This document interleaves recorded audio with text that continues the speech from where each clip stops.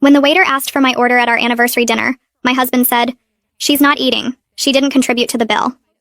"I'll have water," I said to the confused waiter while my husband Paul handed back my menu to him without letting me look at it.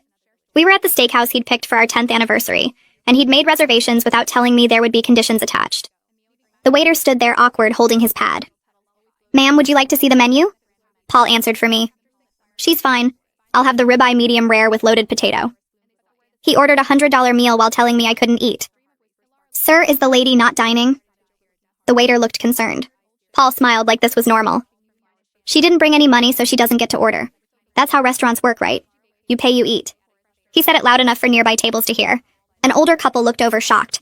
"Paul, please. It's our anniversary." He laughed and showed the waiter his phone. "Look at our bank accounts. Hers has $14. Mine has $12,000. He'd separated our finances 6 months ago without discussing it. She wants to be independent so she can independently pay for her own meals. The waiter shifted uncomfortable. "I could bring some bread for the table." Paul shook his head. "Bread is for customers. She's just sitting here." He turned to me. "You should have thought about dinner before you quit your job."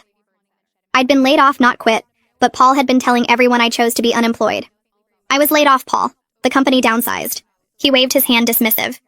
"Successful people don't get laid off. You weren't valuable enough to keep." The couple next to us was openly staring now. The woman looked horrified. Paul noticed and spoke louder. "I'm teaching her about consequences. No contribution means no consumption." He pulled out cash and fanned it on the table. "See this? This is what work looks like." The waiter tried again. "Perhaps a small salad?" Paul grabbed the money back. "Did you not understand? She has no money means she gets no food. It's simple economics." He looked at me.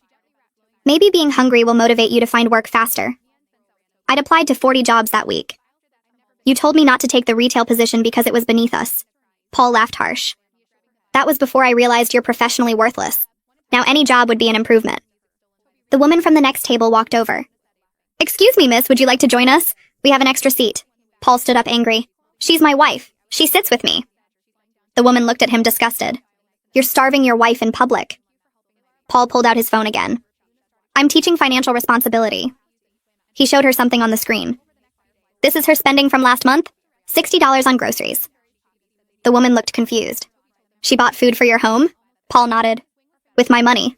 Then she has the audacity to say she's broke." He turned back to me. "You spent my grocery money, so now you can watch me eat." The waiter left to get the manager.